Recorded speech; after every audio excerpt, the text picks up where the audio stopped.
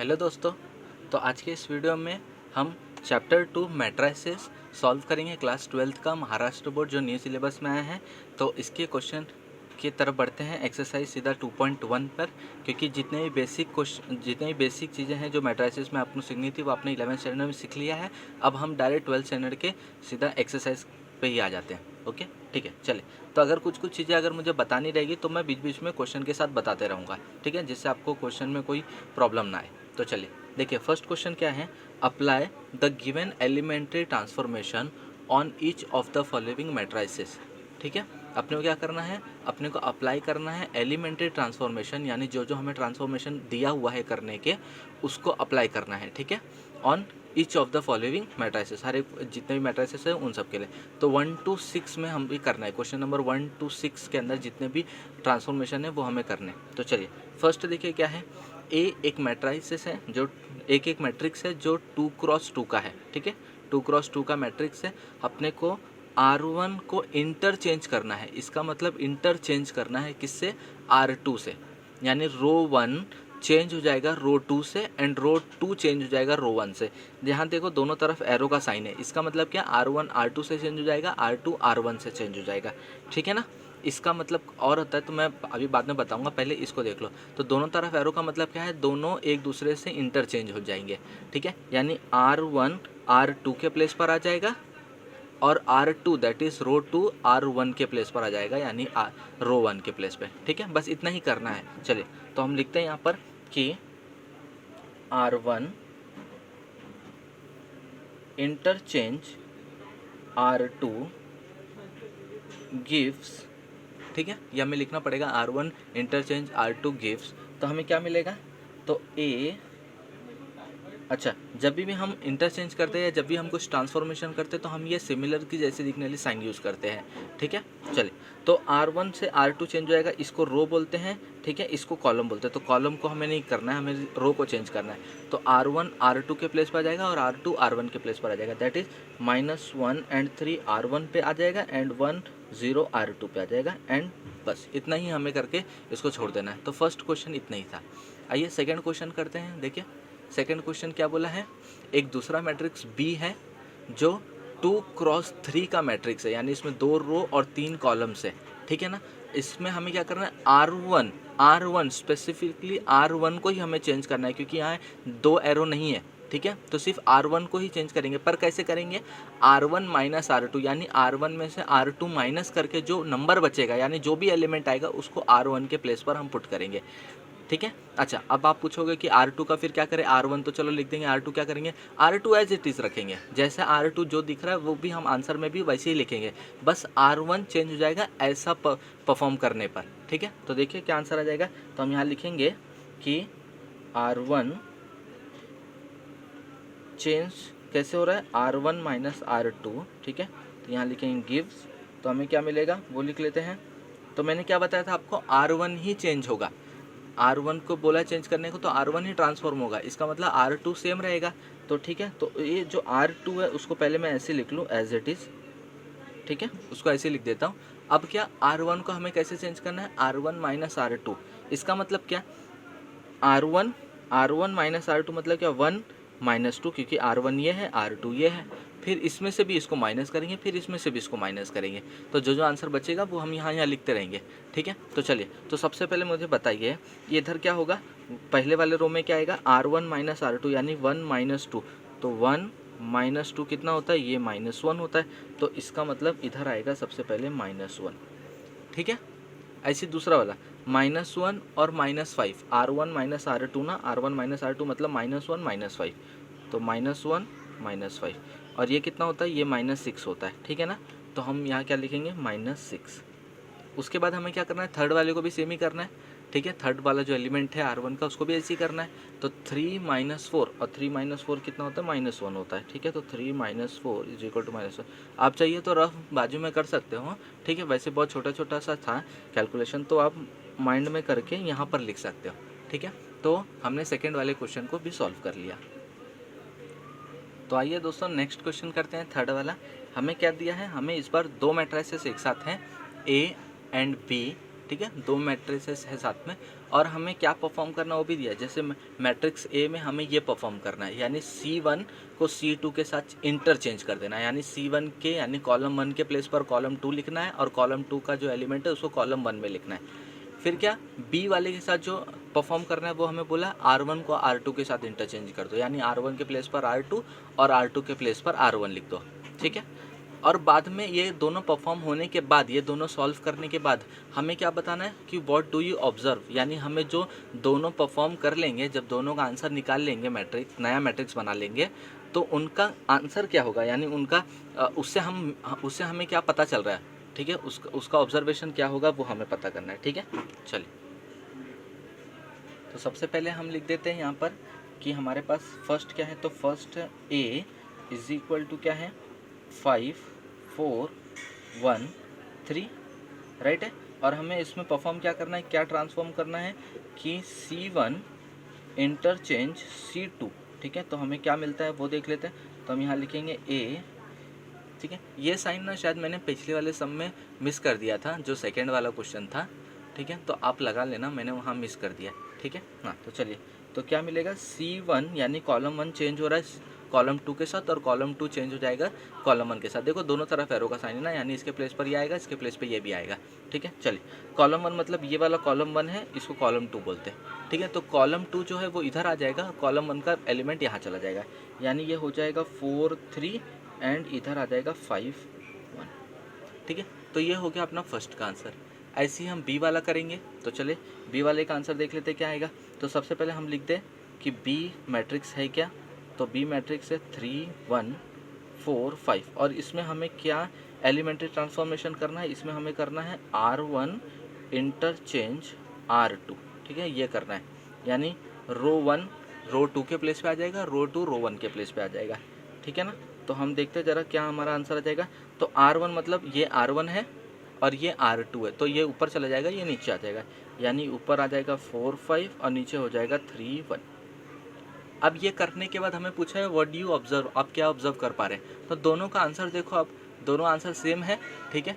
तो हम यहाँ पहले इसको ना इक्वेशन 1 दे देते हैं और इसको इक्वेशन 2 दे देते हैं, ठीक है। तो हम यहाँ लास्ट में आंसर लिख सकते हैं कि from equation 1 and 2, from equation 1 and 2 हमें क्या मिल रहा है, दोनों मैट्रिक्स इक्वल मिल रहे हैं, ठीक है। तो हम वही लिखेंगे यहाँ पर फ्रॉम इक्वेशन 1 एंड 2, ठीक है, कि द टू न्यू मैट्रिक्स या the two new matrices are same और इक्वल, ठीक है, आप इक्वल भी लिख सकते हो, ठीक है। तो ये हमारा ऑब्जर्वेशन था, तो बस इतना ही हमें करना है थर्ड क्वेश्चन में।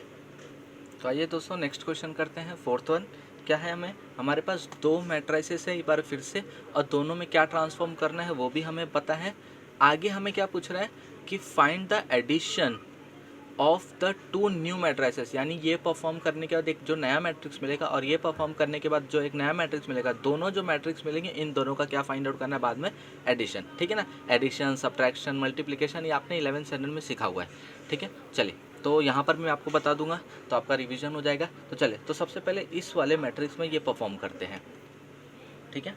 तो पहले मैं यहाँ लिख दूँ कि ए जो मैट्रिक्स है वो है क्या, ठीक है, ये 2 क्रॉस 3 का मैट्रिक्स है, तो 1 2 -1 0 1 3, ठीक है। और इसके अंदर हमें क्या परफॉर्म करना है, 2C2, ठीक है। 2C2 का मतलब क्या है, यानी जो कॉलम 2 है उसमें 2 से मल्टीप्लाई करना है, यानी कॉलम 2 यानी कि ये वाला कॉलम को किससे मल्टीप्लाई करना है, 2 से। 2C2 का मतलब क्या है, 2 इंटू कॉलम 2, ठीक है ना। चलिए, तो मल्टीप्लाई करते हैं और देखते हैं फिर नया मैट्रिक्स क्या मिलेगा। तो नया मैट्रिक्स मिलेगा, देखो कॉलम 2 को ही सिर्फ 2 से मल्टीप्लाई करना है, यानी कॉलम 1 और कॉलम 3 एज इट इज़ रहेगा, सेम रहेगा। तो 1 0 -1 एंड 3 ये एज इट इज़ रहेगा, बस कॉलम 2 को 2 से मल्टीप्लाई कर देना है। तो चलिए मल्टीप्लाई करेंगे, 2 से इसको मल्टीप्लाई करोगे तो ये हो जाएगा 2 2 सा 4, आपको समझ में आ रहा होगा। मैंने क्या किया, 2 से कॉलम 2 को मल्टीप्लाई करो, तो कॉलम 2 मतलब इन दोनों को मल्टीप्लाई करना है। तो पहले मैंने 2 को इसमें मल्टीप्लाई कर दिया तो 4 मिल गया, अब मैं 2 का मल्टीप्लाई 1 में करूँगा, ठीक है ना। तो 2 1 ज़ा 2, तो ये आपको मिलेगा एक नया मैट्रिक्स, ठीक है। क्या करने पर, इसको परफॉर्म करने पर। चलिए अब दूसरा वाला भी देख लेते हैं। दूसरा क्या है, तो दूसरा हमारे पास बी, ठीक है, बी जो दूसरा मैट्रिक्स है वो बी है। ये है 1 2 0 4 2 5 एंड इसमें भी हमें क्या परफॉर्म करना है, इसमें हमें परफॉर्म करना है -3 टाइम्स R1, यानी क्या, यानी R1 यानी रो 1 को -3 से मल्टीप्लाई करना है। रो 1 मतलब ये वाला रो ऊपर वाला, इस पूरे रो को किससे मल्टीप्लाई करना है, -3 से मल्टीप्लाई करना है। ठीक है, तो कर लेते हैं। तो जो नया मैट्रिक्स मिलेगा परफॉर्म करने के बाद वो देखते हैं। अच्छा R1 को सिर्फ करना है मल्टीप्लाई, तो इसका मतलब R2 तो सेम ही लिखना पड़ेगा क्योंकि R2 के साथ नहीं बोला है। तो 2 4 एंड 5 एज इट इज़ रहेगा एंड -3 का मल्टीप्लाई R1 में। तो सबसे पहले इसमें करते हैं, तो ये -3 इंटू 1 कितना हो जाएगा, -3, फिर -3 का मल्टीप्लाई R1 में यानी कि दूसरे वाले एलिमेंट में करेंगे तो 0 से मल्टीप्लाई करोगे तो 0 ही रहेगा, फिर -3 का मल्टीप्लाई जब इस 2 में करोगे तो -6 हो जाएगा। ठीक है ना। चलिए अब आगे क्या बोला है, तो ये परफॉर्म करने के बाद हमें क्या बोला था, find the addition of the 2 new matrices. ये जो 2 नया मैट्राइसेस मिला है इन दोनों का एडिशन करना है, यानी इन दोनों को प्लस कर देना है। तो चलिए प्लस कर देते हैं दोनों को और फाइनल आंसर लिख देते हैं। तो हम यहाँ लिखेंगे कि देन a प्लस बी, ठीक है ना, a प्लस बी क्या होगा वो लिखते हैं। a प्लस बी का मतलब क्या है कि जो पहले a है दैट इज़ 1 0 4 2 -1 3 में प्लस कर देना है b को। b मतलब क्या, -3 2 0 4 -6 5। चलिए प्लस करते हैं और देखते हैं इसका फाइनल आंसर क्या हो जाएगा। अच्छा प्लस करने आपको पता होगा, नहीं पता है तो देख लो अच्छे से। जो फर्स्ट एलिमेंट होगा उसको इस वाले मैट्रिक्स के फर्स्ट एलिमेंट से ही प्लस करेंगे, ठीक है ना। तो अभी देखो प्लस करोगे तो क्या आंसर आएगा, तो इधर मैं बाजू में लिखता हूँ। तो 1 किसके साथ प्लस होगा, -3 के साथ, तो इसका आंसर क्या आएगा 1 -3, ठीक है ना, प्लस माइनस माइनस हो जाएगा एंड ये हो जाएगा -2, ठीक है, यानी जो पहला एलिमेंट होगा वो होगा -2, ठीक है। चलिए ऐसे करके बाकी लिखते हैं। अच्छा नेक्स्ट आएगा 4 + 0 और आपको पता है 4 + 0 4 होता है, ठीक है। तो नेक्स्ट वाला एलिमेंट 4 आएगा। ऐसी -1 और -6, देखो -1 एंड प्लस करना है किसके साथ, -6 के साथ, तो ये हो जाएगा -1 -6 क्योंकि प्लस माइनस माइनस हो जाता है और -6 -1 -7 हो जाएगा। तो इसका मतलब नेक्स्ट वाला जो एलिमेंट आएगा वो आएगा -7, ठीक है। ऐसे करते हैं 0 + 2 डायरेक्ट लिख सकता हूँ इसका आंसर। 0 + 2 क्या होगा, 2 होगा, 2 + 4 क्या होगा 6, 3 + 5 क्या हो जाएगा 8, ठीक है। तो ये हो गया आपका इस 2 नए मैट्राइसेस का एडिशन, ठीक है। तो आइए दोस्तों नेक्स्ट क्वेश्चन करते हैं, 5th वाला। अपने को क्या बोला है, यहाँ पर एक मैट्रिक्स है जो 3 × 3 का मैट्रिक्स है। अपने को इसमें 2 चीज़ें परफॉर्म करनी है। सबसे पहले अपने को ये परफॉर्म करना है एंड देन बाद में ये, ठीक है ना। चलिए तो इस मैट्रिक्स में सबसे पहले हम 3R3 का मतलब क्या है, 3 का मल्टीप्लाई होगा किसमें, R3 यानी रो 3 वाले एलिमेंट से, ठीक है। तो हम यहाँ लिखते हैं सबसे पहले कि 3R3 गिव्स, ठीक है, क्या मिलेगा हमें वो देखते हैं। तो अच्छा 3R3 का मतलब ही बताया मैंने, R3 यानी रो 3 मल्टीप्लाई होगा 3 से, यानी ये सब 3 से मल्टीप्लाई होंगे, यही है ना रो 3, ठीक है। इस थर्ड रो, तो थर्ड रो का सबका मल्टीप्लिकेशन किस में होगा, 3 में होगा। इसका मतलब क्या, फर्स्ट रो और सेकंड रो सेम रहेंगे, तो उनको पहले लिख देते हैं हम, ठीक है। तो 1 -1 3 2 1 0। अब रो 3 को 3 से मल्टीप्लाई करेंगे, तो 3 3 सा ये हो जाएगा 9, 3 3 सा ये हो जाएगा 9, 3 1 सा 3, ठीक है ना। यानी ये हमने परफॉर्म कर लिया। अब हमें क्या बोला है, एंड देन ये परफॉर्म करना है। क्या परफॉर्म करना है, हमें परफॉर्म करना है C3 + 2 टाइम्स C2, ठीक है, ये हमें परफॉर्म करना है। तो देख लेते हैं इसका वाले आंसर क्या आएगा। अच्छा इसका मतलब क्या है, C3 में प्लस करना है किसको, 2 टाइम्स C2 करके, यानी पहले कॉलम 2 को पहले 2 से मल्टीप्लाई करो, कॉलम 2 मतलब इसको 2 से मल्टीप्लाई करो और बाद में उसको प्लस कर दो किसमें, C3 में, ठीक है। अच्छा और ये सब करने के बाद आंसर कहाँ लिखना है, कौन किसकी जगह लिखना है, C1 क्या के C2 की C3, ये कैसे पता चलेगा। देखो ये जो सबसे पहले वाला टर्म होता है ना C3, या जो भी पहले होता है उसके ही प्लेस पर आता है, ठीक है, यानी जो भी ये हम परफॉर्म करेंगे तो जो उसका आंसर होगा उसको हम किसके प्लेस पे लिखेंगे, यानी किसके जगह पे लिखेंगे, C3 यानी थर्ड कॉलम में लिखेंगे। ठीक है, थर्ड कॉलम का मतलब इसकी जगह पे लिखेंगे। ठीक है ना, यानी ये दोनों एज इट इज़ सेम रहेगा। तो पहले एक काम करता हूँ, मैं दोनों को ऐसे ही लिख देता हूँ, लिख दिया। अब उसके बाद परफॉर्म करते हैं। तो चलो, तो ज़्यादा कन्फ्यूज़न ना हो इसलिए मैं रफ में कर लेता हूँ सबसे पहले। तो देखो C3 का मतलब क्या, पहले जैसे जैसे जो इक्वेशन में दिया है ना उस हिसाब से करो। तो सबसे पहले C3 का मतलब ये C3 में आते हैं ना, तो सबसे पहले वाले टर्म पे आ जाओ। तो 3, तो पहले हम लिखेंगे 3 प्लस फिर 2 टाइम्स C2। और C2 क्या है, C2 ये टर्म है, ये है पूरा लाइन वाला C2 यानी कॉलम 2। उसका सबसे पहला वाला टर्म लो, कौन सा है पहला वाला एलिमेंट, -1। चलो इसको सॉल्व करो और फिर जो भी आएगा आंसर वो हो जाएगा हमारा सबसे पहला वाला थर्ड कॉलम का एलिमेंट। ठीक है, तो ये हो जाएगा 3 प्लस माइनस माइनस और 2 1 ज़ा 2, यानी कि आंसर आ गया 1।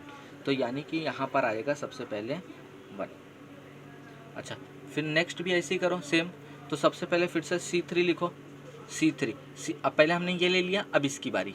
ठीक है, फिर बाद में इसकी बारी, हर एक को करेंगे, इसको सॉल्व करेंगे तभी तो यहाँ लिख पाएंगे। ठीक है ना, तो चलो फिर क्या लेंगे 0, तो यहाँ 0, फिर क्या आता है प्लस फिर क्या आता है 2। जैसे जैसे इस इक्वेशन में दे उस हिसाब से अपने को जाना है। फिर C2 आता है, C2 मतलब क्या है, ये सब C2 में आता है, तो इसका तो यूज़ कर लिए हमने, यहाँ किए थे। तो अब किसकी बारी है, इस 1 की बारी है, तो इधर 1। तो ये हो जाएगा 0 प्लस 2 1 ज़ा 2 और 0 प्लस 2 इज़ 2। ठीक है, तो यानी कि यहाँ पर आएगा 2। आगे बढ़ते हैं, नेक्स्ट क्या है देखो, फिर C3 मतलब ये, पर हमने ये दोनों का कर लिया है काम, तो अब इसकी बारी।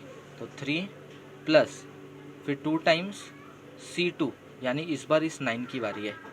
ठीक है ना, तो ये हो जाएगा 3 प्लस 2 9 सा, ये हो जाएगा 18 ना, और ये दोनों को प्लस करेंगे तो कितना 21, यानी लास्ट वाला जो कॉलम का एलिमेंट है वो आएगा 21। एंड बस इतना ही तुम्हें करना है और ये तुम्हारा फाइनल आंसर है। तो आइए नेक्स्ट क्वेश्चन करते हैं 6th वाला। अभी देखो इसके अंदर हमें क्या है, एक मैट्रिक्स है। ठीक है, 3x3 का मैट्रिक्स है, तो हमें पहले ये परफॉर्म करना है एंड देन बाद में ये परफॉर्म करना है। ठीक है ना, जस्ट इसके जैसे पहले वाला सम किए थे 5th वाला उसके जैसा ही है। ठीक है, बस ध्यान दोगे तो यहाँ पर आपको मतलब उल्टा दिख रहा होगा, अपोजिट ही है। इसको हमने बाद में परफॉर्म किया था और इसको सबसे पहले परफॉर्म किया था क्वेश्चन नंबर 5 में।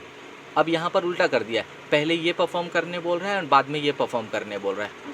एंड जब ये हो जाए तो इसमें और भी क्वेश्चन ऐड कर दिया उसने कि what do you conclude from example 5 and example 6, यानी ये जो 6 और जो 5 है, आप जब इन दोनों को सॉल्व किए ऐसे करके, ये ट्रांसफॉर्मेशन करके, तो आपने क्या कंक्लूजन निकाला, यानी आपको क्या पता चला कि दोनों सेम है या दोनों इक्वल नहीं है, या कैसे क्या पता चला वो अपने को बताना है।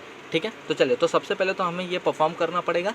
ठीक है, तो चलिए, तो सबसे पहले मैं यहाँ लिख दूँ, ये क्या है, ये है हमारे पास 1 2 3 -1 1 3 3 0 1। ठीक है, चलिए सबसे पहले हम ये परफॉर्म करेंगे। तो C3 plus 2 times C2 gives. ठीक है, ये मैंने आपको पहले ही बताया है कि यहाँ पर जो सबसे पहला वाला टर्म होता है उसी के ही प्लेस पे हम इस पूरे का आंसर लिखते हैं, जो भी आंसर आएगा, यानी C3 के प्लेस पे लिखेंगे, यानी कि ये C3 में लिखेंगे। तो C1 और C2 क्या होगा, सेम ऐसे ही रहेगा, तो इसके साथ तो कुछ नहीं कर सकते, तो इसको एज इट इज़ लिख देते हैं। ठीक है, अब आ जाते हैं C3 में क्या क्या आंसर्स आएंगे। तो देखो सॉल्व करो हर एक को। तो C3 दैट इज़ C3 का पहला एलिमेंट 3 है ना, तो 3 देखो, फिर प्लस आता है, फिर 2 टाइम्स C2 यानी इसका पहला वाला टर्म है -1। एंड इसको आप सॉल्व करोगे तो आपको क्या मिलेगा, आपको मिलेगा 1। ये हमने पहले वाले सम में किया हुआ है ना, इसलिए मैंने इसको दोबारा से सॉल्व नहीं किया।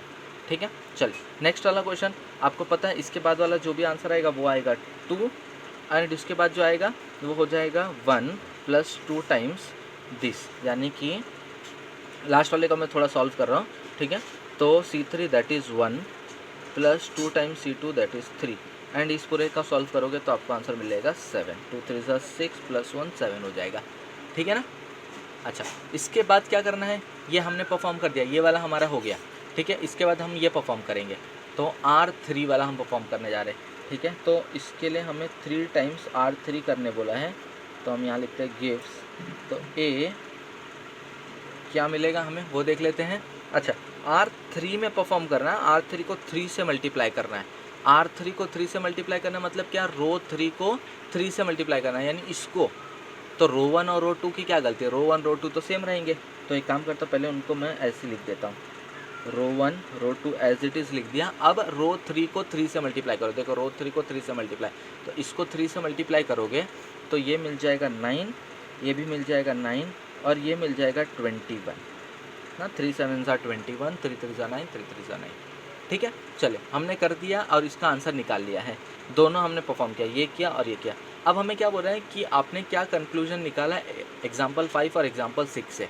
तो क्या कंक्लूजन निकला कि ये आंसर और इसके पहले वाला जो क्वेश्चन 5 था, मैं आपको वो भी दिखाता हूँ, उन दोनों का आंसर क्या मिला, मुझे सेम मिला। ठीक है, तो हाँ यही है क्वेश्चन 5 वाला। ठीक है, ये क्वेश्चन 5 था और इसका आंसर भी सेम ही मिला है।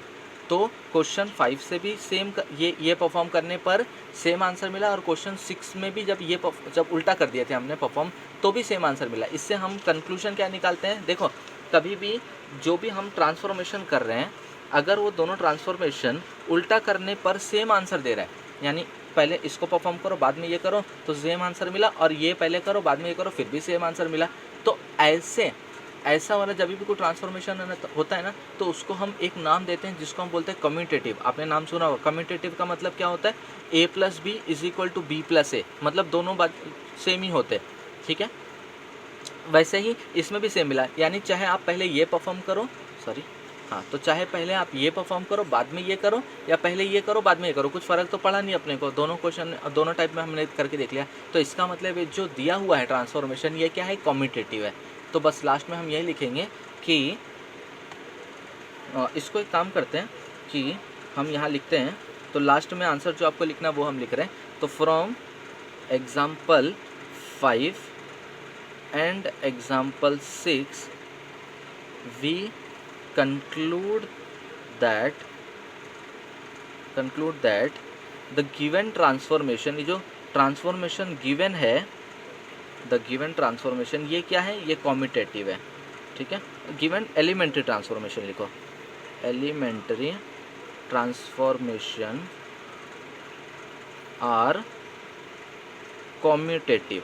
कम्यूटेटिव का मतलब क्या होता है कि पहले कोई भी लिखो सेम होता है। ठीक है, मतलब पहले ये वाला ट्रांसफॉर्म करो बाद में ये वाला ट्रांसफॉर्मेशन करो, एक ही बात है।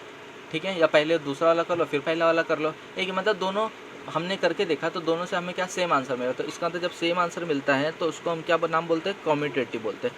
तो ये है हमारा लास्ट का कंक्लूजन जो हमें पूछ रहा था ये वाला। ठीक है, तो आइए दोस्तों नेक्स्ट क्वेश्चन करते हैं। Question number 7, use suitable transformation on this matrix to convert it into an upper triangular matrix. इसको हमें कन्वर्ट करना है किसमें, अपर ट्रायंगुलर मैट्रिक्स में। ठीक है, अपर ट्रायंगुलर मैट्रिक्स, अपर ट्रायंगल मैट्रिक्स या अपर ट्रायंगुलर मैट्रिक्स। अच्छा, पहले मैं आपको इसके बारे में बता दूं कि अपर ट्रायंगुलर मैट्रिक्स होता क्या है, उसके बाद हम इसको कन्वर्ट करते हैं। देखिए, अगर मान लो आपके पास एक मैट्रिक्स है, ठीक है, मान लो मैट्रिक्स है 1 2 3 एंड यहाँ 0 0 एंड यहाँ पर 5 ले लो या 4 ले लो और इधर 6 ले लो। ठीक है, देखो ऐसा मैट्रिक्स जिसका लोअर टर्म मतलब डायगोनल का लोअर टर्म, यानी ये वाला, ठीक है, डायगोनल हो गया ये, इसको डायगोनल बोलते हैं हम। ठीक है, इसको हम डायगोनल्स बोलते हैं। ठीक है, डायगोनल के जस्ट लोअर वाला जो एलिमेंट होता है, अगर वो सब ज़ीरो हो, वो सब क्या हो, ज़ीरो हो, और ज़ीरो से क्या ट्राइंगल फॉर्म होता हो, ऐसा आप बोल सकते हैं। या फिर ऐसा बोलो कि जो डायगोनल के जो नीचे वाला जो टर्म होता है, जो लोअर वाला जो एलिमेंट होता है, वो क्या होना चाहिए, सब ज़ीरो होना चाहिए। तो उसको हम क्या बोलते हैं, कौन सा जीरो होना चाहिए, मैं फिर से बता रहा हूँ, कौन सा जीरो हो जाना चाहिए कि डायगोनल के लोअर वाला एलिमेंट जीरो होना चाहिए। तो उसको हम क्या बोलते हैं, उसको हम बोलते हैं अपर ट्राइंगुलर मैट्रिक्स या अपर ट्राइंगल मैट्रिक्स। ठीक है, तो अब देखो नाम इसका अपर है, इसका मतलब अपर मतलब ऊपर नहीं होना चाहिए। ठीक है, यहाँ पर ये थोड़ा सा आपको ध्यान में रखना है कि अगर अपर ट्राइंगुलर बोलता है तो इसका मतलब डायगोनल के नीचे वाला टर्म जीरो होना चाहिए, और अगर यहाँ लोअर ट्राइंगुलर आता है तो इसका मतलब डायगोनल के ऊपर वाला एलिमेंट जीरो लाना है आपको। ठीक है, तो यहाँ अपर ट्राइंगुलर बोल रहा है, यानी कि क्या, डायगोनल के लोअर वाला टर्म आपको जीरो लाना है। तो देखिए यहाँ पर ये तो 3x3 का मैट्रिक्स था ना, अपने पास तो 2x2 का मैट्रिक्स है, यानी अपने लिए थोड़ा इजी है। तो डायगोनल वाला टर्म इसको बोलते हैं, इसको डायगोनल बोलते हैं। यानी 1 4 जो है वो डायगोनल एलिमेंट्स है, तो उसका लोअर टर्म हमें 0 लाना है, यानी इस 3 के प्लेस पर हमें 0 लाना है। अगर मैंने यहाँ 0 लेकर आ गया तो इसका मतलब मैं इसको किस में चेंज कर दिया, इसको मैंने चेंज कर दूंगा अपर ट्रायंगुलर मैट्रिक्स में। ठीक है, चलिए तो हम वही करते हैं। तो इस 3 के प्लेस पर हमें 0 लाना है, तभी हम उसको बोलेंगे अपर ट्रायंगुलर। तो चलो तो हम यहाँ स्टार्ट करते हैं। तो सबसे पहले हम इसको कंसिडर कर लेते हैं कोई नाम से। तो इसको मैं एक नाम दे देता हूँ ए। ठीक है, ए एक मैट्रिक्स है 1 2 3 4। चलिए अब इस 3 के प्लेस पर मुझे क्या लाना है, 0 लाना है। क्यों 0 लाना है आपको मैंने बता दिया। अपर ट्रायंगुलर मैट्रिक्स का मतलब ही होता है कि डायगोनल के जो लोअर एलिमेंट्स होता है वो क्या होता है, 0 होता है, तभी उसको हम अपर ट्रायंगुलर बोलते हैं। तो अपर ट्रायंगुलर बनाने के लिए ये टर्म 0 करना पड़ेगा। अच्छा 0 करना है, किसको 0 करना है, इस R2 को। इस R2 को देखो, ये जो है ये R2 के प्लेस पे है ना, R2 का पहला एलिमेंट है, तो इसको अपने को 0 करना है। तो हमें कुछ ना कुछ तो ट्रांसफॉर्मेशन करना पड़ेगा। देखो इसके पहले वाले जितने क्वेश्चंस थे ना, हमें सब में ट्रांसफॉर्मेशन क्या करना था वो हमें क्वेश्चन में दिया था कि R3 को 3 से मल्टीप्लाई करो या माइनस करो, ऐसा ऐसा अपने को सब दिया हुआ था। बट यहाँ पर अपने को नहीं पता है, तो हमें खुद से अपना दिमाग यूज़ करके हमें कुछ भी ट्रांसफॉर्मेशन करना है और इसकी प्लेस पर 0 लाना है। ठीक है, अब ट्रांसफॉर्मेशन 0 करने के लिए आप 0 से मल्टीप्लाई नहीं कर सकते, कुछ रूल भी होता है इसका। ठीक है ना, मैट्रिक्स का, कि आप 0 से मल्टीप्लाई नहीं कर सकते हो। ठीक है ना, तो सब 0 हो जाते हैं। ठीक है, तो 0 से मल्टीप्लाई नहीं कर सकते हो, आप कोई नंबर ऐड नहीं कर सकते हो। हाँ, 2 रो को ऐड कर सकते हो या 2 रो को सब्ट्रैक्ट कर सकते हो, 2 कॉलम को सब्ट्रैक्ट कर सकते हो, 2 कॉलम को ऐड कर सकते हो, या किसी कॉलम या किसी रो को मल्टीप्लाई कर सकते हो किसी नॉन ज़ीरो एलिमेंट से।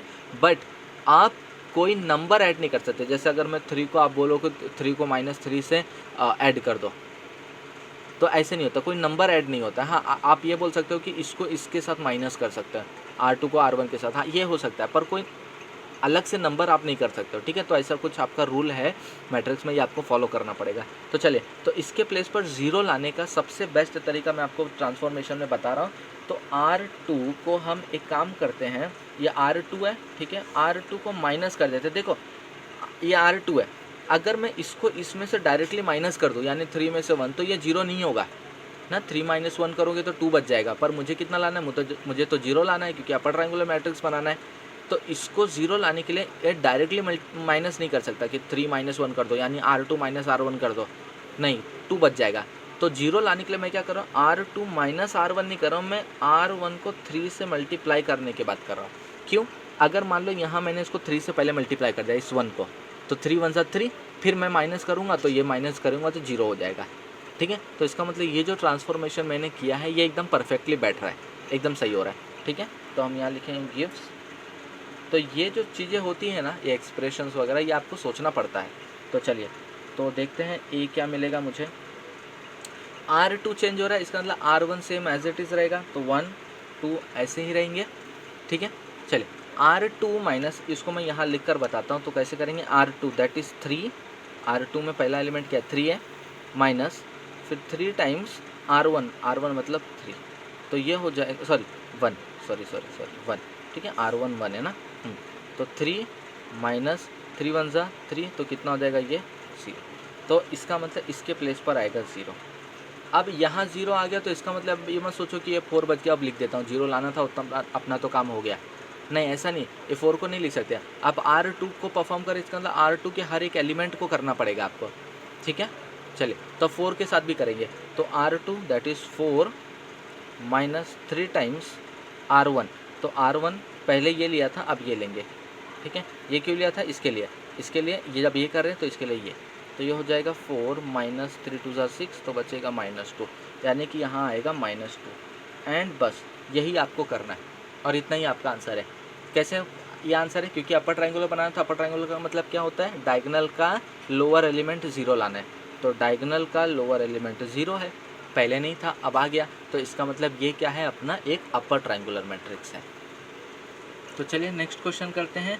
अब क्या बोला अपने को, convert this matrix into an identity matrix by suitable row transformation. अपने को इस बार रो ट्रांसफॉर्मेशन करना है, यानी रो का ही यूज़ करना है, जैसे इसके पहले हमने किया था वैसे ही है। ठीक है, क्या बनाना है, इसको कन्वर्ट करना है आइडेंटिटी मैट्रिक्स में। आइडेंटिटी मैट्रिक्स क्या होता है, आप सबको पता है, आइडेंटिटी मैट्रिक्स एक टाइप का मैट्रिक्स है जिसमें एलिमेंट्स क्या होता है, 1 0 0 1। ठीक है ना, यानी कि क्या, यानी अगर 2 क्रॉस 2 का मैट्रिक्स है तो 1 0 0 1 होगा। अगर 3 क्रॉस 3 का मैट्रिक्स है तो 1 0 0 0 1 0 0 0 1, यानी डायगोनल एलिमेंट्स क्या होंगे 1 1 1 होंगे, ठीक है ना। और बाकी सारे एलिमेंट्स क्या होंगे 0 होंगे। तो ये डायगोनल एलिमेंट 1 है, बाकी सारे एलिमेंट क्या होंगे 0 होंगे, ठीक है। चलिए मैंने सिर्फ 2 क्रॉस 2 का लिखा हुआ है क्योंकि मेरे पास 2 क्रॉस 2 का मैट्रिक्स है। अगर 3 क्रॉस 3 की बात करें तो ये ऐसे दिखेगा ना 1 0 0 0 1 0 0 0 1, ठीक है ना। तो ये 3 क्रॉस 3 का मैट्रिक्स है, ठीक है। देखिए डायगोनल एलिमेंट सब 1 है, बाकी सारे एलिमेंट्स क्या है नॉन डायगोनल एलिमेंट 0 है, ठीक है। तो इसी को हम बोलते हैं आइडेंटिटी मैट्रिक्स। अब इसको मुझे इस आइडेंटिटी मैट्रिक्स में कन्वर्ट करना है। तो चलिए स्टार्ट करते हैं। और कैसे करना है, कुछ भी ट्रांसफॉर्मेशन वगैरह करके, पर इस बार ट्रांसफॉर्मेशन रो का होना चाहिए। चलिए तो सबसे पहले इसको हम कुछ मैट्रिक्स कंसिडर कर लेते हैं। तो let A is equal to 1 -1 2 3, ठीक है ना। एंड इसके बाद हम इसमें कुछ ट्रांसफॉर्मेशन करेंगे और हमें इसके जैसा बनाना है 1 0 0 1। बट एक और बात करने से पहले स्टार्ट करने से पहले आइडेंटिटी मैट्रिक्स बनाने के लिए ना एक रूल आपको फॉलो करना पड़ेगा, ठीक है ना। आपको एक बात समझनी होगी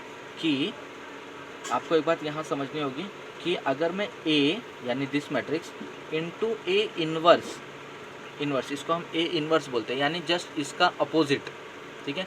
ए का अपोजिट, ए का इनवर्स, ये हमेशा आपको क्या देता है एक आइडेंटिटी मैट्रिक्स देता है। सीधी बात है, अगर आप ए के इन्वर्स से मल्टीप्लाई करोगे दो मैट्रिक्स जो एक दूसरे के इन्वर्स है तो उनका आंसर क्या आएगा आइडेंटिटी मैट्रिक्स आएगा। ये आपको बात पता होनी चाहिए, ठीक है। इसको हम डिटेल में और आगे वाले एक्सरसाइज में भी करेंगे, ठीक है। तो इस क्वेश्चन को सॉल्व करने के लिए ये आपको पता होना चाहिए, ठीक है। आइडेंटिटी मैट्रिक्स में कन्वर्ट करने के लिए आपको ये बातें पता होनी चाहिए कि A into A inverse, that is A का ही इनवर्स, ए का ही अपोजिट इज इक्वल टू क्या होता है आइडेंटिटी मैट्रिक्स होता है। चलिए अब कुछ नहीं, इसमें वैल्यू पुट कर देते हैं। तो ए मतलब क्या, ए मतलब 1 -1 2 3, ए यही है, ठीक है। ए इनवर्स ऐसे रहेगा, नहीं पता है वो। आइडेंटिटी मैट्रिक्स का मतलब होता है 1 0 0 1। क्यों ये वाला लिखा मैंने, ये वाला क्यों नहीं लिखा, क्योंकि ये 2 क्रॉस 2 का है तो ये भी 2 क्रॉस 2 का ही होना चाहिए, ठीक है। चलिए आगे बढ़ते हैं। अब मैंने क्या बताया था आपको कि इसको यानी इस ए को कैसे क्या करना, अपने को आइडेंटिटी मैट्रिक्स में चेंज करना। और आइडेंटिटी मैट्रिक्स ऐसे दिखता है, यानी पहला एलिमेंट 1 होना चाहिए। तो देखो पहला एलिमेंट 1 है, हाँ है, सही है। फिर इसके बाद जो उसके जस्ट नीचे वाला एलिमेंट 0 होना चाहिए, यानी इसके प्लेस पर मुझे 0 लाना है। तो चलिए अब इस 2 के प्लेस पर 0 कैसे लाएंगे, तो ध्यान से देखना। तो हम यहाँ पर एक ट्रांसफॉर्मेशन कर रहे हैं कि इस R2 को हम चेंज कर रहे हैं R2 - 2 टाइम्स R1, यानी इसको इससे के साथ माइनस कर रहे हैं पहले वाले R1 के साथ। बट कब माइनस करें, 2 से मल्टीप्लाई करने के बाद, क्योंकि डायरेक्टली माइनस करूँगा तो 2 - 1 1 बचेगा और 1 नहीं चाहिए, मुझे 0 चाहिए। तो 0 लाने के लिए पहले मैं इस R1 को 2 से मल्टीप्लाई करूँगा, यानी पहले इसको 1 को 2 से मल्टीप्लाई करूँगा तो 2 बन जाएगा, फिर माइनस कर दूंगा तो 0 हो जाएगा, ठीक है। चल तो देखते हैं आंसर क्या आएगा। अच्छा R2 को चेंज करें तो R1 एज इट इज़ रहेगा, यानी ये एलिमेंट सेम रहेंगे। चलिए तो R2, तो सबसे पहले R2 है, R2 that is 2 - 2 times R1 का मतलब 1 ना, R1 का पहला एलिमेंट 1 है, और ये कितना बचेगा, ये 0 आ जाएगा, ठीक है ना। तो इसका मतलब यहाँ पर 0 आएगा। नेक्स्ट R2 मतलब इस बार 3 ले लेता हूँ, ठीक है, -2 टाइम्स R1 का मतलब -1।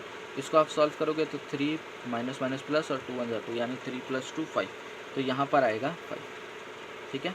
And A inverse is equal to, अब एक और बात आपको समझनी है कि जब हमने इसमें परफॉर्म किया, अब ये किसके इक्वल है, इसके इक्वल है, तो इसमें भी अपने को वही सेम चीज़ परफॉर्म करनी पड़ेगी, यानी ये एक्सप्रेशन, ये ट्रांसफॉर्मेशन हमें यहाँ पर भी करना पड़ेगा, क्योंकि ये दोनों इक्वल है। तो इसमें किया तो इसमें भी करना पड़ेगा, ठीक है ना। तो इसमें भी करते हैं। तो R2 में करेंगे तो R1 पहले एज इट इज़ लिख देते हैं जैसा है। अब इसमें करेंगे तो बताओ इसमें करोगे तो क्या हो जाएगा। देखो सब ये मैट्रिक्स चैप्टर में ऐसे ही है कि आपको हर एक स्टेप पे ध्यान देना पड़ेगा, नहीं तो बहुत गलत हो जाएगा, तो आपको फिर से करना पड़ जाता है, ठीक है। चलिए तो सबसे पहले R2 मतलब 0 - 2 टाइम्स R1 मतलब 1, और इसको सॉल्व करोगे तो आपको मिलेगा -2, ठीक है। नेक्स्ट R2 मतलब 1 - 2 times R1 that is 0, and इसको सॉल्व करोगे तो आपको 1 ही मिलेगा, ठीक है। अच्छा ध्यान से देखते रहे, ये अपने को क्या बनाना है, आइडेंटिटी मैट्रिक्स बनाना है। तो 1 हो गया, 0 हो गया, 1 ला दिया, 0 ला दिया। अब क्या लाना है, 1 लाना है, यानी इसके प्लेस पर 1 लाना है, इस 5 के प्लेस पर क्या लाना है, 1 लाना है। अच्छा, अब वो देखो ज़रा हम कैसे करते हैं उसको, 1 कैसे लेकर आते हैं। तो हम यहाँ पर वापस एक ट्रांसफॉर्मेशन कर रहे हैं, तो ध्यान से देखना। तो R2 को अगर मैं मल्टीप्लाई कर दूँ R2 को 1/5 से, यानी R2 चेंज हो रहा है, कैसे चेंज हो रहा है, 1/5 टाइम्स हो रहा है। ठीक है, अब मैं 1/5 टाइम्स क्यों किया तो वही बता देता हूँ। देखो अगर आप इसको 1/5 से R2 को इसको मल्टीप्लाई कर दोगे तो 5 कैंसिल हो जाएगा, क्या बचेगा 1, और मुझे 1 ही तो लाना है। ठीक है ना, इसलिए मैंने 1/5 से मल्टीप्लाई कर रहा हूँ मैं। तो चलिए कर देते हैं, क्या आंसर बचता है देखते हैं। R2 कर रहे तो 1 R1 सेम रहेगा, A इनवर्स, एंड यहाँ पर भी करोगे तो पहले तो R1 सेम लिखोगे। ठीक है, चलो तो 1/5 से R2 को मल्टीप्लाई करो, इसको मल्टीप्लाई करोगे 1/5 इंटू 0, 0 है ना, तो 1/5 इंटू 0 क्या होगा, 0 ही होगा। फिर 1/5 इंटू 5 करोगे तो 5 कैंसिल हो जाएगा, 1 बचेगा। ठीक है, अब इसमें आ जाओ, अब इसमें भी देखो 1/5 से किसका मल्टीप्लाई होगा, इस बार -2 का होगा, तो ये कितना बच जाएगा, -2/5। ठीक है, और 1/5 का मल्टीप्लाई जब इस 1 में करोगे तो 1/5 ही मिलेगा ना, सेम मिलेगा 1 से कर रहे तो 1/5। ठीक है, अच्छा अब मुझे कैसे क्या क्या लाना था, मुझे लाना था 1 0 0 1, तो 1 0 1 तो आ चुका है मेरा, 1 0 1 आ चुका है। अब बस क्या लाना है, इस 0 लाना है, इसके प्लेस पर 0 लाना है। एक बार बस मेरा यहाँ 0 आ जाए तो मेरा ये आइडेंटिटी मैट्रिक्स बन जाएगा, और मेरा फाइनल आंसर जो इधर बचेगा वही होगा, मतलब इस तरफ जो होगा वही मेरा फाइनल आंसर होगा। बस यहाँ पर मुझे 0 लाना है। अब ये 0 लाने के लिए हम क्या परफॉर्म करेंगे, तो ये सब परफॉर्म जो हम करते हैं, जो ट्रांसफॉर्मेशन करते हैं, ये बहुत इंपॉर्टेंट है। ये आपको ध्यान में रखना है, ध्यान में रखना मतलब याद मत करो, आप इसको समझ के रखो कि मुझे क्या क्या लेकर आना है, और उस हिसाब से आप अपना ट्रांसफॉर्मेशन बना सकते हो। तो चलिए अब यहाँ पर 0 लाना है, तो देखो कैसे करेंगे हम। देखो इसको 0 लाने के लिए अगर मैं इन दोनों को ऐड कर दूँ, -1 और 1 को ऐड कर दूँ, तो आप बताओ ज़रा ये कितना हो जाएगा, 0 हो जाएगा, क्योंकि -1 + 1 0 हो जाता है। तो बस मैं वही करने वाला हूँ, मतलब मैं इस बार R1 में चेंज कर रहा हूँ, क्योंकि इसकी जगह 0 लाना है ना, और ये किसके प्लेस पर है, R1 में है ना, तो R1 को चेंज करें कैसे, R1 + R2 से, यानी इन दोनों को प्लस करें। क्यों प्लस करें, क्योंकि दोनों प्लस करोगे तभी तो 0 होंगे, -1 + 1 क्या होता है, 0 हो जाता है, और मुझे 0 ही लाना है। ठीक है, चलिए तो फिर आंसर देखते क्या हो जाएगा।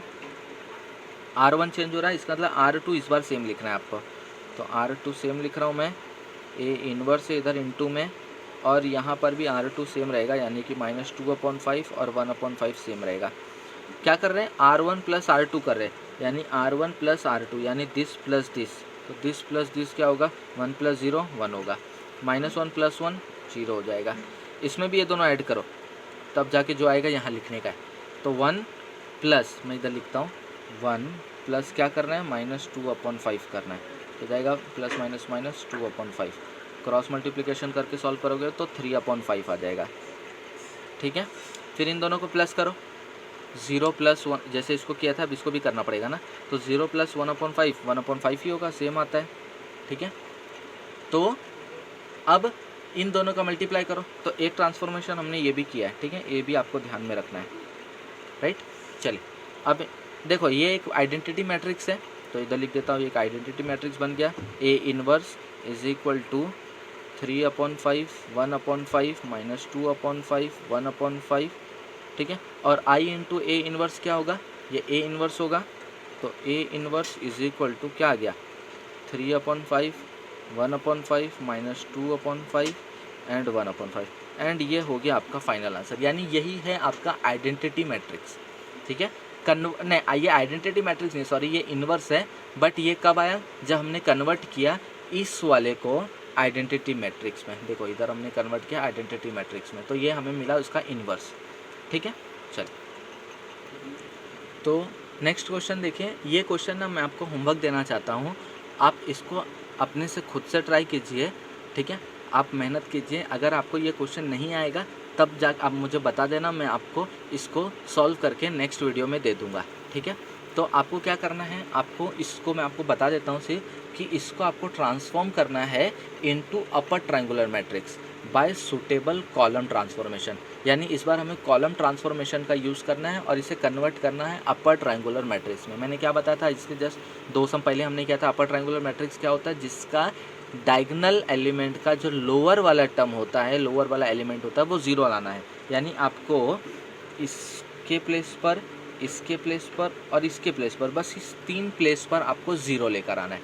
अगर आपने ये कर दिया तो आपका ये बन जाएगा एक अपर ट्रायंगुलर मैट्रिक्स। ठीक है, अपर ट्रायंगुलर मैट्रिक्स यही होता है जिसका डायगोनल टर्म का जो लोअर एलिमेंट होता है वो क्या होना चाहिए, ज़ीरो होना चाहिए।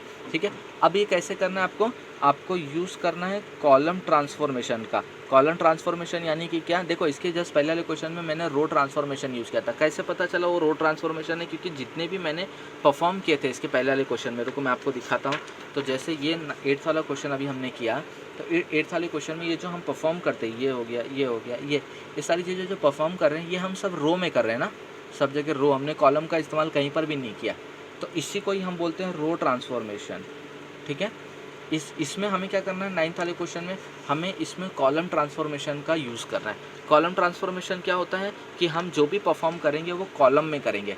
जैसे अगर मान लो मुझे यहाँ पर 0 लाना है, तो इसका मतलब मैं अब कैसे यूज़ कर रहा हूँ, तो ध्यान से देखना, मैं कॉलम का यूज़ करूँगा इस बार। तो देखो मैं एक आपको परफॉर्म करके बताता हूँ। तो आप ये कर सकते हो कि एक कौन सा कॉलम है, ये कॉलम 1 है। तो कॉलम 1 में हम अगर कि इसको C2 को, सॉरी C1 को अगर हम माइनस कर दे 2 टाइम्स करके C2, यानी कि क्या, इसको 2 से मल्टीप्लाई कर दो, 2 से मल्टीप्लाई कर दो, एंड बाद में C1 में क्या करो, उसको माइनस कर दो। नहीं समझ रहे, जैसे C1 कितना है अपना, C1 का फर्स्ट एलिमेंट 1 है, माइनस 2 टाइम्स C2 का फर्स्ट एलिमेंट क्या है, -1 है, तो ये हो जाएगा कितना, 3। ठीक है, यानी यहाँ पर जो पहला एलिमेंट आएगा वो आएगा 3। ठीक है, राइट है। अच्छा, दूसरा एलिमेंट क्या आएगा, दूसरा आप करोगे तो C1 यानी कि ये वाला एलिमेंट हो गया अब इसकी बारी, तो 2 माइनस 2 टाइम्स C2 यानी कि 1, यानी ये हो गया 0, यानी यहाँ पर आएगा 0। और मुझे 0 ही तो चाहिए होता है। अपर ट्रायंगुलर मैट्रिक्स का मतलब क्या, ऐसे ही होना चाहिए ना कि ये टर्म और ये टर्म 0 होना चाहिए, बाकी कुछ भी टर्म कहीं पर भी रहे, बस ये 3 टर्म 0 होना चाहिए, इसको छोड़कर इन 3 टर्म 0 होना चाहिए। तो 0 ला दिए, 1 ला दिए, 0। ऐसे करके आप अलग अलग ट्रांसफॉर्मेशन कॉलम का यूज़ करें, एंड बाद में इसको आप कैसे बनाएं, अपर ट्रायंगुलर मैट्रिक्स में। तो ये आप लोग ट्राई करना। अगर आपको नहीं आता तो मैं नेक्स्ट वीडियो में इसका सोल्यूशन साथ में दे दूंगा। ठीक है, नेक्स्ट एक्सरसाइज करने से पहले हम पहले ये क्वेश्चन कर लेंगे, एंड फिर बाद में हम अगला वाला एक्सरसाइज स्टार्ट करेंगे। ओके, तो बस आज के इस वीडियो में इतना ही। ठीक है, तब तक आप पढ़ाई करते रहिए, और अगर आपको इस वीडियो से कुछ भी थोड़ा हेल्प मिला हो तो चैनल को सब्सक्राइब कर दीजिए। Thank you.